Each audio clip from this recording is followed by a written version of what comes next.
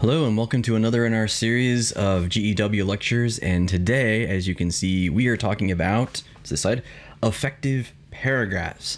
More specifically, we're going to be talking about how to use A.X.E.S as a scaffolding tool to help us write more effective argumentative paragraphs.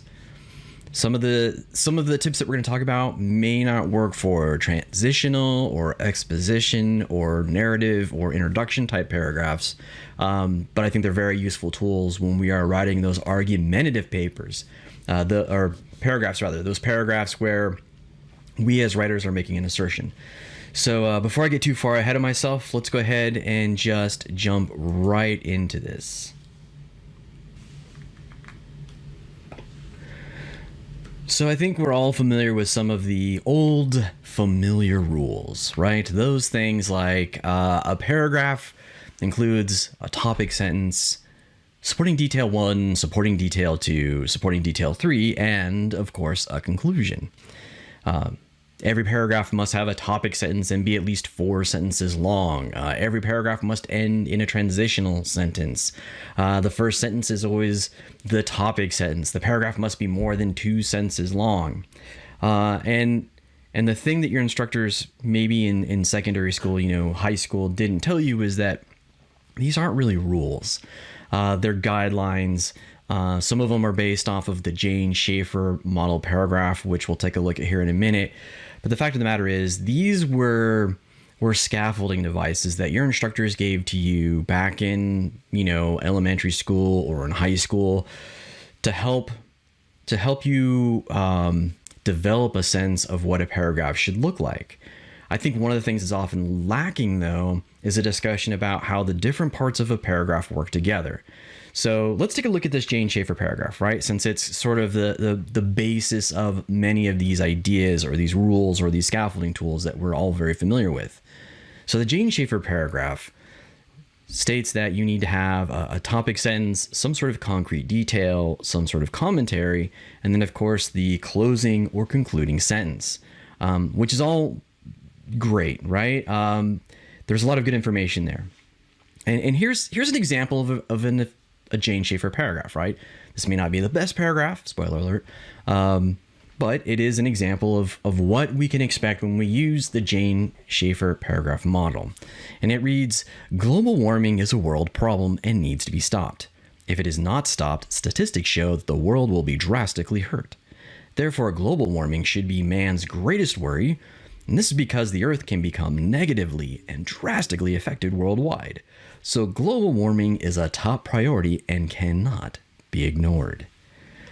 Okay, so we have all the parts, right? Let's take a look at, we have all the parts. We can see in there that we have a topic sentence. We can see that we have a concrete detail. We can see that we have commentary, two sentences of commentary, by the way, and then we have our concluding sentence. But when we read this paragraph, we have to ask ourselves, is it a good paragraph? And by good, do we mean, is it effective? Do we get a sense that the writer is building to a conclusion? Do we get a sense that the writer is going somewhere with this discussion? And the fact of the matter is, the answer is no. If we read this paragraph, we can identify as readers that it's not particularly effective. It doesn't do a very good job of moving the argument forward. In fact, it very much feels like it's treading water. The writer starts with the topic sentence, which is global warming is a problem and it should be stopped, which is fine as a topic sentence, right? It's not particularly sophisticated, but we're not here to judge it on those qualities. We're here to judge it on whether or not it works within the paragraph as a whole. The next sentence is sort of like a, yeah, sure, whatever. It's a concrete detail, or is classified as a concrete detail, but in my estimation, it's more of a commentary, right? That it's bad and we should stop it, which kind of just reiterates what was in the topic sentence, right? And then the commentary is just sort of building again. It's just adding more varied ways to say the same thing, which is global warming is bad. And I see this a lot from students who haven't taken the time to develop a strong thesis statement to guide the paper. And therefore, they aren't really sure what their topic sentences or their assertions in the body of the paragraph should be. And what happens is then they just start shooting from the hip, and their paper gets really repetitive. There's a lack of supporting evidence. We don't see a lot of analysis happening. They just find new ways of basically repeating the same idea over and over and over again. So then the question is how do we break this cycle? One way is to move away from the Jean Schaeffer paragraph. One of the things that I don't like about the Jean Schaeffer paragraph is that although it's a scaffolding tool that tells you what should be in the paragraph, it doesn't necessarily tell you why those things are there or how they work together. And that's where A.X.E.S comes in. Now, one of the things I like about A.X.E.S, and we're not talking about Cartesian coordinates here, total math joke, I hope you guys got that. One thing I like about A.X.E.S is that it's definitely improvement on the Jean Schaeffer model. And A.X.E.S stands for assertion, example, explanation, and significance. Now, I know the acronym is a little labored, right? Because they went with the X in example instead of the E. They probably just didn't want to say A's, right? Like that probably doesn't work as an acronym. So A.X.E.S works. Great. We have an acronym. And what A.X.E.S does is I feel like the terminology that they use gives us a better sense of the role and the purpose of each part of our paragraph. And once we understand the role and the purpose of each part of our paragraph, we get much closer to understanding how those parts are supposed to work together and why they need to be there, right? And then once we understand those rules, as we'll see later on, you can start breaking those rules. Okay, so A.X.E.S, assertion, example, explanation, and significance. So what do those things mean individually? So assertion suggests that there is in fact a claim, right? So this would be like the topic sentence in the Jean Schaeffer paragraph.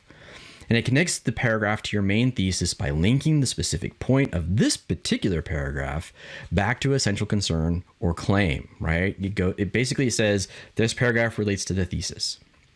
Now, assertions should go at or near the beginnings of paragraphs. For example, you may include it after a transitional sentence.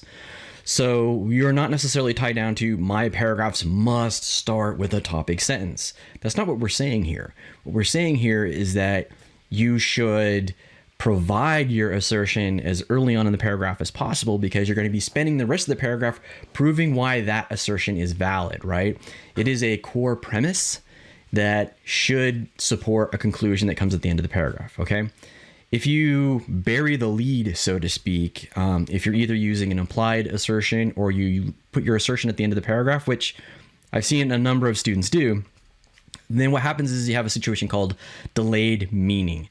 In other words, your reader is going to read that entire paragraph. They don't know why they're reading all that information. And then they're going to arrive at your assertion. And then essentially they have to mentally work backwards to see if that assertion is in fact supported by the content that they had just read. And we don't want to do that. If we can avoid delaying meaning for our reader, that's great, because then that takes some of the weight off of the reader in terms of defining meaning, right? We don't make them do all the heavy lifting first and then give them a nice treat at the end. We want to set them up for success at the beginning and then walk them through to our conclusion. It makes for a much more effective argument. Okay, so let's talk about the example. Now, the example needs to be specific, as it's going to help refine your discussion. So if your assertion's somewhat broad in scope, right? You're sort of doing some inductive reasoning, so you're trying to discern something specific from a somewhat generalized term, then you're going to need a very specific example. So if you're talking about body horror, right? Maybe your assertion is something to the effect of horror films that are reliant on body horror affect our psyche in a much more profound way than hack/slash movies. Then your example needs to be a very specific character or event or film that exemplifies that assertion, right? Why, like, what particular type of body horror are we talking about? Are we talking about something like the Fantastic Four or the Hulk, where the protagonist is transformed and sort of self-loathing and uncertain in their new shape? Or are we talking about something like, I don't know, Kafka's Metamorphosis, where a man wakes up and suddenly he's a giant cockroach and does not seem to be particularly bothered by it? So I guess maybe it's not body horror. All right. Back on track. So the example should support your assertion. That's its primary purpose, right, is if you're making an assertion, the assertion is sort of like, if you remember logical fallacies, your assertion is like premise number one. And then your example is sort of like premise number two. And both of these two things need to work together in order to build to a sound and valid conclusion at the end of your paragraph. And generally your example is going to be a direct quote from text. It's maybe it's data if you're doing some sort of scientific or behavioral research project. It may be personal experience, so a personal anecdote, so maybe something that happened to you. That's perfectly acceptable as an example. And in fact, your first ancillary essay, many of you included examples in your paragraphs of personal stories, things that happen to you, or describing things that you normally do when engaging in the writing process, which is perfect and absolutely appropriate. So you're all on the right track. So that's a good place to start, right? Quotes should be introduced and contextualized. Don't do like the copy paste quilt essay. And what I mean by that is some students have a habit of just dropping their quote into a paragraph, and they don't tell the reader where it came from. They don't tell the reader if we should even believe the original author. They don't tell us why they've put this quote in there. They're just like sort of dropping it in as self-evident. And that's a really common mistake, right? And it's very indicative of a developing writer. And the reason students do that is because it is self-evident to them. To you as a writer, when you find that perfect quote in a book that supports your assertion, to you, it's self-evident. It's totally obvious. How could this mean anything else, right? But you're not your reader. And your reader can absolutely read that quote in a different way. And so if they're not entirely sure why it's in your paragraph, they may miss something. And then your entire argument falls apart. So don't assume your reader gets it. You know what happens when you assume, don't you? You make an ass out of you and me. All right. Let's talk about our explanation.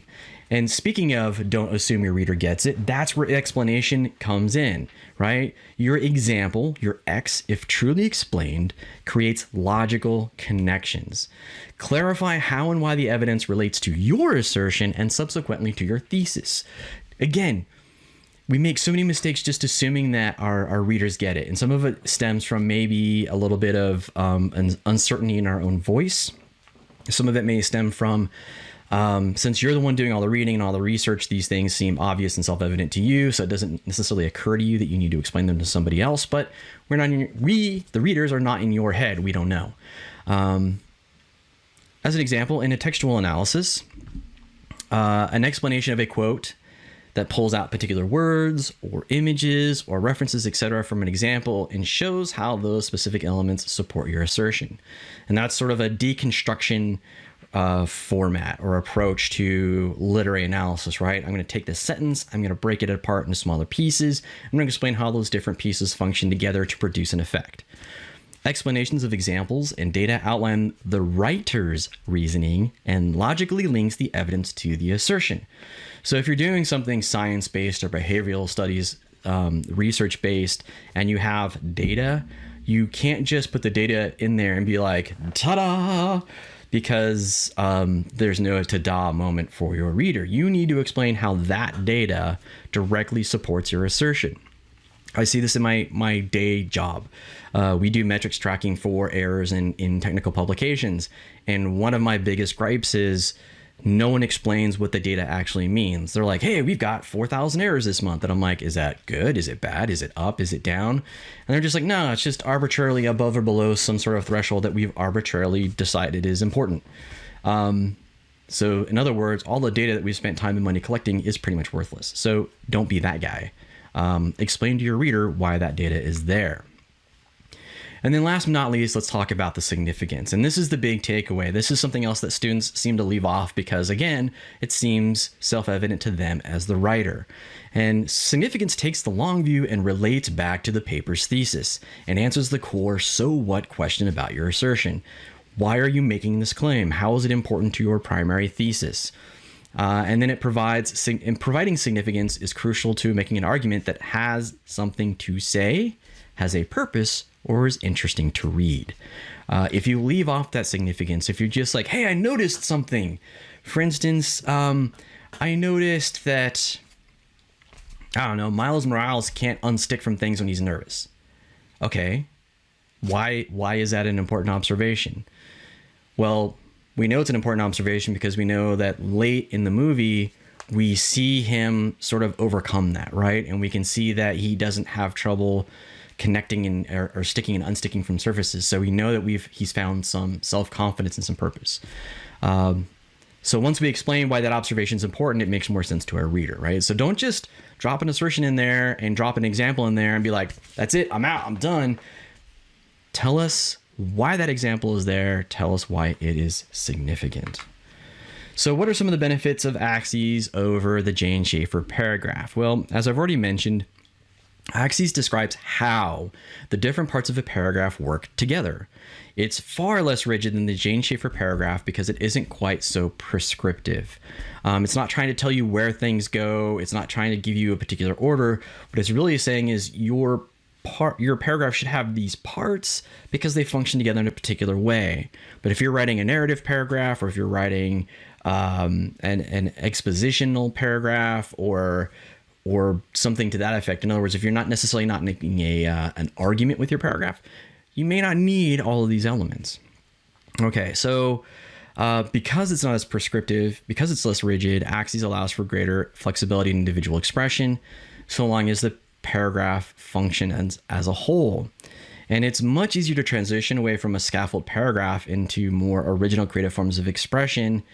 And finally, the reason I really like A.X.E.S as a scaffolding tool for developing writers is that it helps you understand why you need to make these choices. Why are you making these choices? Why are you using an assertion? Why is this example here? Why do you have this like final concluding sentence?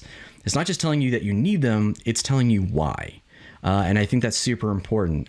Just telling people to do things in school because you said so is not an effective teaching tool. That's why I'm so bad at math. Generations of teachers just being like, Mr. Grazier, just do the math. You'll need this someday. I was a rebellious and inquisitive child, and that wasn't explanation enough. So I didn't pay attention. So don't be me. Do your homework. Okay, so those are the benefits of A.X.E.S. So now that we understand what is A.X.E.S, now that we understand that it's a scaffolding tool, that it's an improvement on the Jean Schaeffer paragraph, let's do a little bit of role play or practice, what have you. Let's figure out how this works together. So how do we take A.X.E.S and apply it to that original example that we started with at the beginning of this discussion? So if you remember, our original paragraph was global warming is a world problem and needs to be stopped. If it is not stopped, statistics show that the world will be drastically hurt. Therefore, global warming should be man's greatest worry. And this is because the Earth can become negatively and drastically affected worldwide. So global warming is a top priority and cannot be ignored. Again, we have all of the parts, but we also have a paragraph that doesn't go anywhere. It doesn't seem to be developing. We don't see it growing to some sort of conclusion. It's just there, treading water. It's a limp celery stalk of a paragraph. So what happens when we take A.X.E.S and apply it to the same paragraph? Well, we have that example here. Global warming is a world problem and needs to be stopped. So we have an assertion which turns out, not incidentally, is just like our original topic sentence. Because again, although the topic sentence was somewhat generic and meh, it's not entirely inaccurate. If it is not stopped, statistics show that the ocean will rise 3 feet in 50 years. Now, the original example, the concrete detail implied that statistics existed. But it did not, in fact, give us that data, right? It was non-specific, which meant that concrete detail was more of an expression of opinion as opposed to an actual example. So in this paragraph where we're using A.X.E.S, we understand that we need an example that supports our assertion. And our assertion is global warming is a world problem. Guess what? The globe is 2/3 water. Oceans are going to rise 3 feet in 50 years. That's everybody's problem. That's not a China problem. That's not a USA problem. That's not a Brazil problem. That's an everybody problem, okay? So this example is much more effective. This rise is caused by the rising temperatures of global warming. So now we've established cause and effect in our argument, right? We started out with the cause, we start out with the cause. We talked about an example of what sort of an effect of that cause is, and now we're sort of pointing out that relationship to the reader. We're not assuming that that relationship between cause and effect is self-evident. We're explaining it to our reader. We're not condescending to our reader. We're simply making clear why we chose to include this particular example to support our assertion. And then finally, so global warming is a top priority and cannot be ignored. There's our significance. We dropped one of the commentary from the original paragraph because remember that original paragraph was treading water. We didn't need that additional sentence of commentary. It didn't add anything to the discussion. It was just there. So now that we've applied A.X.E.S, we have a much more concise and effective paragraph. It works so much better. We have this sense that we're moving towards something. And when we arrive at the conclusion, when we arrive at the significance, so global warming is a top priority, we're basically restating our assertion, but from the point of view of, I've demonstrated why this is a problem. Oceans are going to rise 3 feet in 50 years. And that is an everybody problem. Okay, fantastic. So that was the simple paragraph. What happens when we try to apply that to say something we would see in the classroom in our own writing? So this is a paragraph from a piece of student writing about Amy Tan's short story, Two Kinds. And in it, the student writes, Two Kinds by Amy Tan is a story about a mother and a daughter who struggle to find a middle ground with each other. The mother wants the best for her daughter, Jing Mei, but Jing Mei is fighting her. Jing Mei's mother has the internal conflict of wanting the best for her daughter. She also has the external conflict of Jing Mei not being motivated enough to become a prodigy. Jing Mei's mother is right to push her daughter. Okay, so there's a lot going on in this assertion. And what I've done is I've sort of bolded and underlined sort of the key assertion. And then the rest of the red text that follows is really contextual information. It would suffice to say that Amy Tan is a story about a mother and daughter who struggle to find a middle ground with each other. But if the reader is not familiar with this particular story, that's a very broad sort of like genre defining description. I mean, that can describe almost any story or television show or movie or whatever where you have a conflict between a parental figure and their child, right? It's a universal trope, if you will. Okay, so this writer was sort of right to really expand their assertion to add that contextual information in there, sort of explain what they're talking about with regards to the story. And then we have an example. In Two Kinds, one example would be, and notice how the writer has signposted, right? They've indicated to the reader, this is what's coming next. I'm going to be giving you an example from the story itself. They don't just drop it in here. This is that introduction and context that I was talking about, that if you're going to bring in an example or a quote from a text, you need to introduce it and contextualize it. So this author writes, in Two Kinds, one example would be, America was where all of my mother's hopes and dreams lay. She had come here in 1949 after losing everything in China. Okay, so this example, I'm going to admit, as an instructor, I'm not super thrilled with it. And it's because when you first read it, it doesn't really connect very well to the assertion. I know what it's doing because I've been teaching this slide for a number of years, but it isn't immediately obvious. But the good news is that's okay, because A.X.E.S tells us the next thing we need to do is explain our example, right? So it's okay if it isn't immediately clear how the example fits with your assertion, so long as you do the work to explain the connection between the two to your reader. Which brings us to explanation. From this quote, you can conclude that she does not want her daughter to suffer like she did. Okay, this is one of the things that I feel like they could have done a little bit better. And that is explain how that example, America was where all my mother's hopes and dreams lay. Like, I wish the author had done a better job here of building on that statement. From this quote, you can conclude she does not want her daughter to suffer like she did. The reader has to do a lot of inductive reasoning. Okay, so because the mother suffered in China and she expected to find a better life in America, her daughter is now in America, her daughter should have a better life than the mother had in China. Therefore, the mother is going to press the child to take advantage of those opportunities. The student that wrote this paper probably could have spelled all of that out in their paragraph, but they didn't. They do touch on it a little bit in the significance. I just feel like there was an opportunity here because there isn't any shared language between the assertion and the example that makes it clear how those things connect, that I feel like the explanation here is just a little bit underdeveloped. So something to watch for in your own writing as you're working on it. So let's take a look at the significance. The student writes, over the years, I have learned it is not uncommon for parents to want the best for their children. No parent would ever want to see their child struggle in the real world, and if they can help it, parents will stop at nothing to achieve that goal. Absolutely true. Absolutely true. I consider myself a relatively new parent, even though my son's like 5, because I feel like these first few years, every year is different from the one that came before it.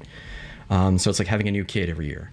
They develop so quickly and all that stuff. But what I do know at my core is I want the best for him, even if it comes at a significant disadvantage or inconvenience to me. Those are sacrifices I'm willing to make. So the student, they bring some of their personal experience and their personal point of view into the paper as part of their explanation as part of their significance statement, right? This is why this paragraph is important. This is why this assertion is important, right?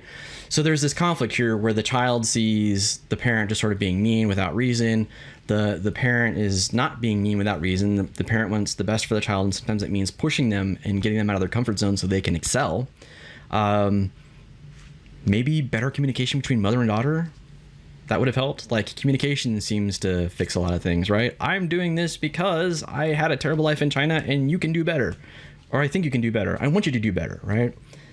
Doesn't mean that the teenage daughter's gonna be like, oh, I totally get it. Yeah, let me go be a piano prodigy now. But at least the daughter knows where the mother is coming from. I don't know. We'll see. Those relationships are important. Okay, so we've seen how A.X.E.S functions, right? So what do we do after we've sort of quote unquote mastered A.X.E.S? Well, like any sort of construction effort, when you're ready, you remove the scaffolding.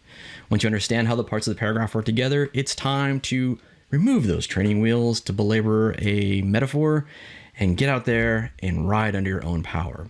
Which brings me to George Gopin.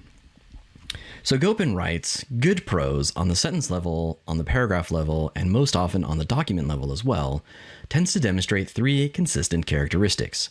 Nothing arrives that the reader is not or cannot handle at the moment of its arrival. Everything leans forward, and then everything actually goes in one of the directions it has been leaning.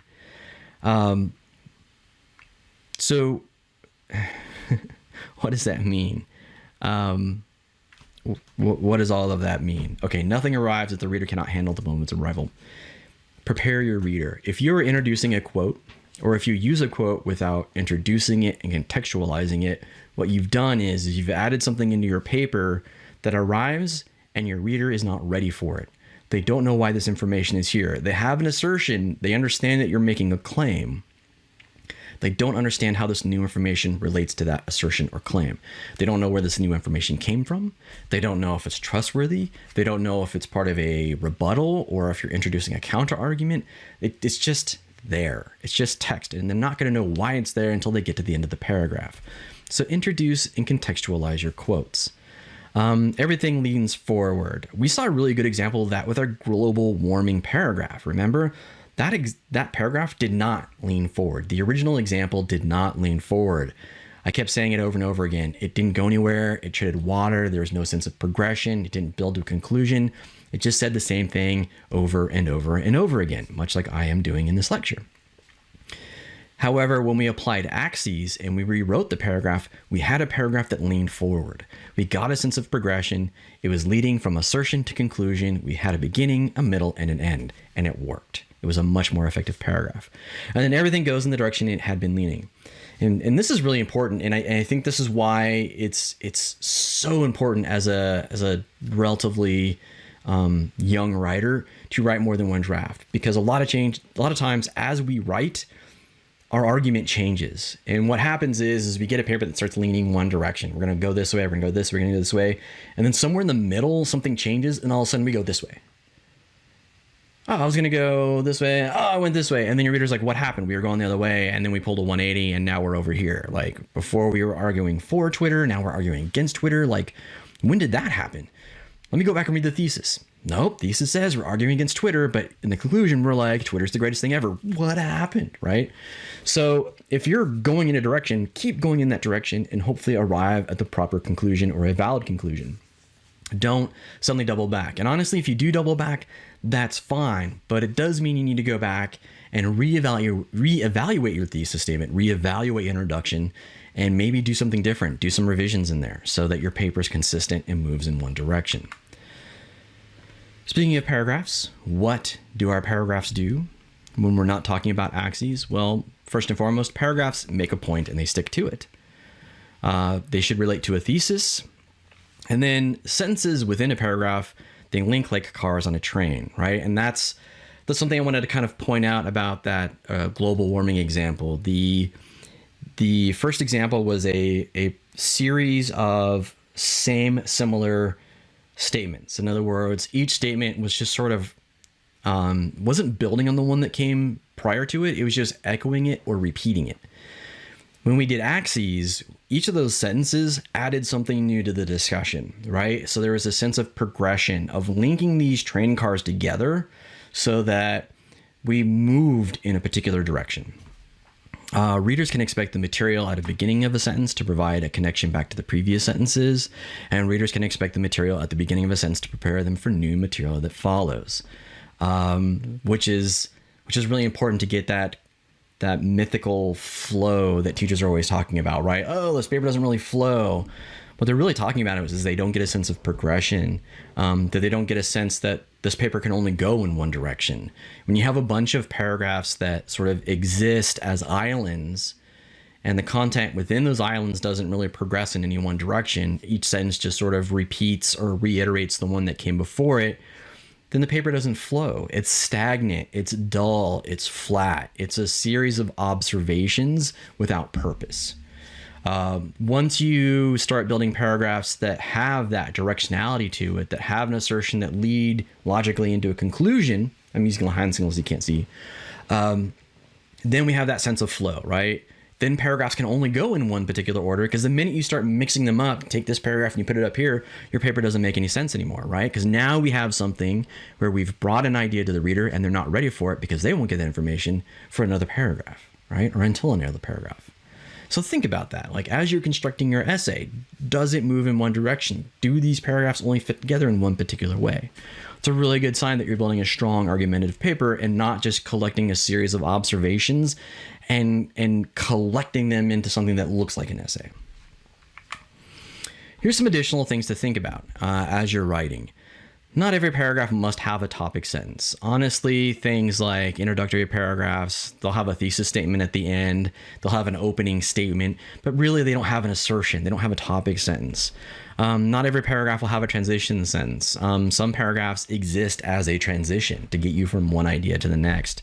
And so their entire function is to sort of transition the reader from one idea to a new one. Some paragraphs may only be a couple sentences long, although I would argue that if you do have a paragraph that's only a couple of sentences long, it can probably be included with the paragraph that preceded it or the one that follows. A.X.E.S is just a tool, and it's meant to help you organize your thoughts and your prose as you develop your skills as a writer. It is not a rule that must always be followed. Treating it as such can be problematic for your writing. In other words, your writing starts becoming very repetitive and formulaic, and that's not something you want.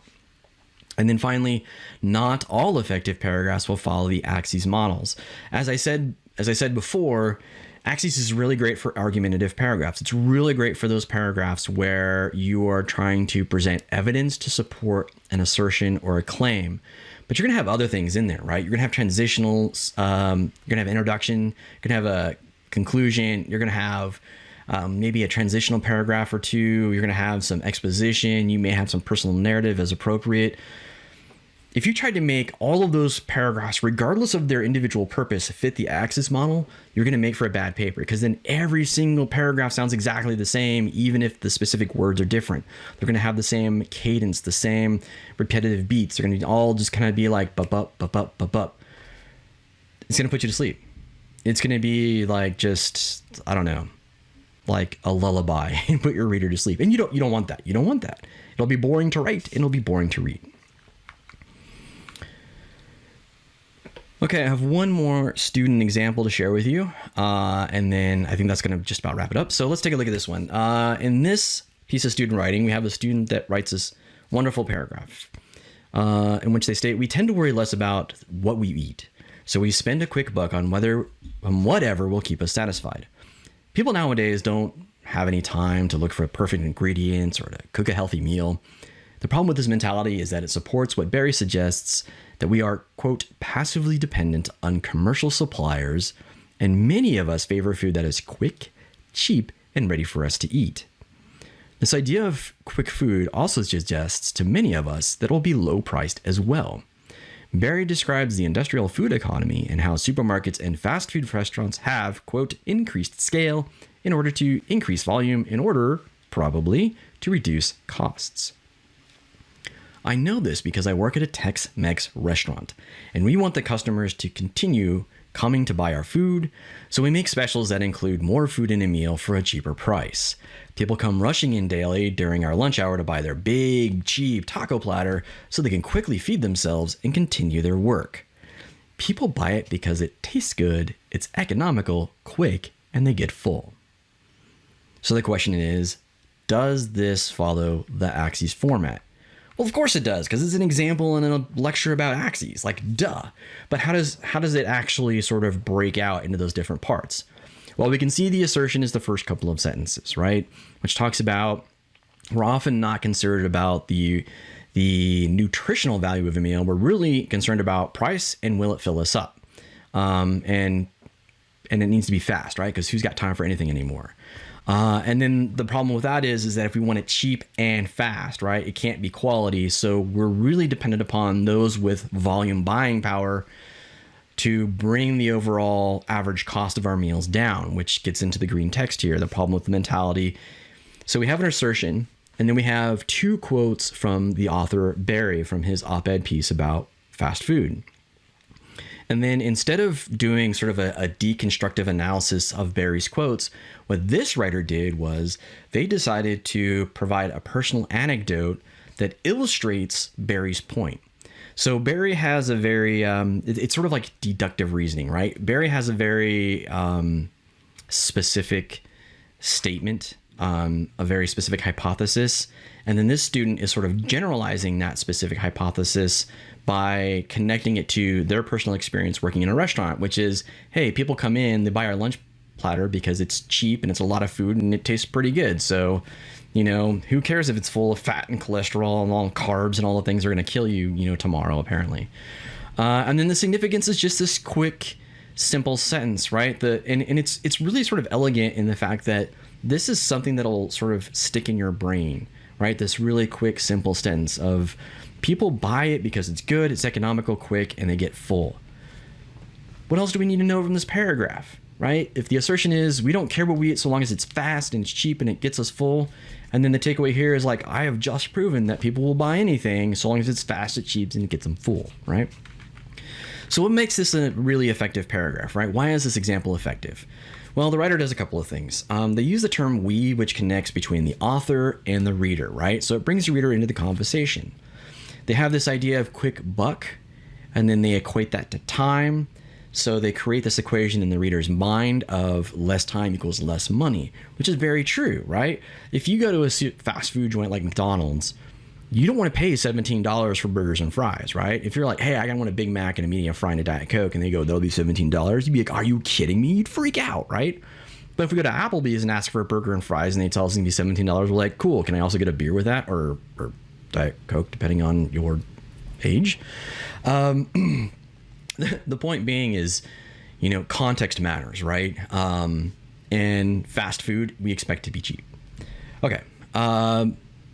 The issue of this paragraph is about how unhealthy our diet is, and they really sort of look at that from the point of it is cheaper and easier to eat unhealthy food than it is to eat healthy food.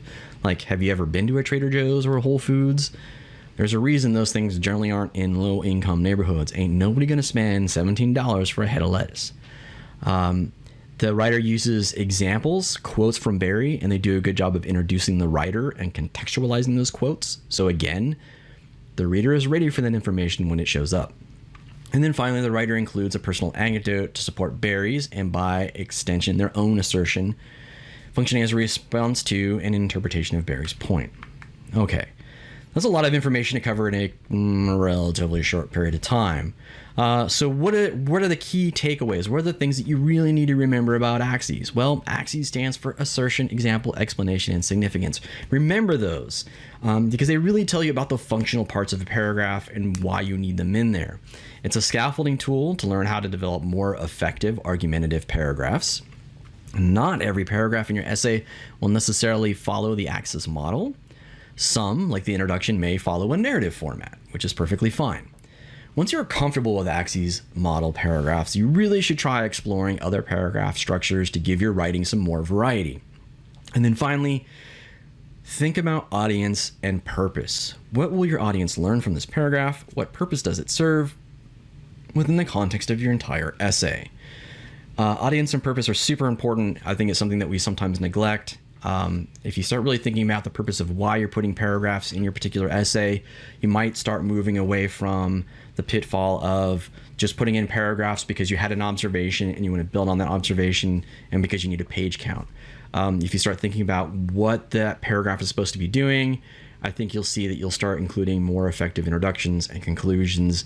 You'll see how the individual paragraphs start supporting each other in a larger argument. I think those are all very good things to happen as you develop as a writer. All right, fantastic. That's it. That's the whole thing. That is A.X.E.S, and I really encourage you, if you haven't already used A.X.E.S in any of your writing, to take some time to go ahead and do that, right? Go through one of your draft essays and look at the paragraphs that you already have there. Are you using A.X.E.S? Is there a place where you can use A.X.E.S? And revise some of your writing to see how this particular scaffolding tool works for you. Okay, that's going to do it for me on this particular lecture. Again, if you guys have any questions about any of the content you see here, please feel free to reach out to me either on the general question forum, or you can reach out to me via email, schedule, a visit during service hours, what have you. All right. I hope to see you guys out there. Take care and have a good time writing.